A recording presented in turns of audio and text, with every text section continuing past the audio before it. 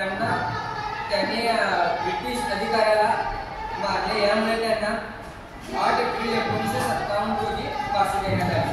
पुढला आहे जय जवान जय किसान। लाल बहादूर शास्त्री। अगदी बरोबर। आपण थोडक्यात लाल बहादूर शास्त्री यांच्याबद्दल माहिती घेऊ। 2 ऑक्टोबर 1904 साली त्यांचा जन्म झाला। ते भारताचे पंतप्रधान 1964 ते 1966 या दरम्यान त्यांनी पंतप्रधान ही भूमिका भारतासाठी गाजवलेली आहे। पुढील नाव आहे चलो दिल्ली। सुभाषचंद्र बोस। अगदी बरोबर। सुभाषचंद्र बोस यांचा 23 जानेवारी 1997 साली जन्म झाला। भारतातील पहिली स्वातंत्र्य सेना म्हणून ओळखली जाणारी सेना आझाद हिंद सेना हे त्याचे नाव आहे। पुढील नाव आहे इन्कलाब जिंदाबाद। अगदी बरोबर।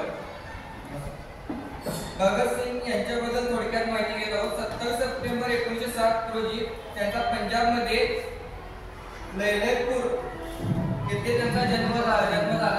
त्यांना भगतसिंग, राजगुरू आणि सुखदेव यांनी एक ब्रिटिश अधिकाऱ्याची गोळी झाडून हत्या केली म्हणून त्यांना फाशी देण्यात आली।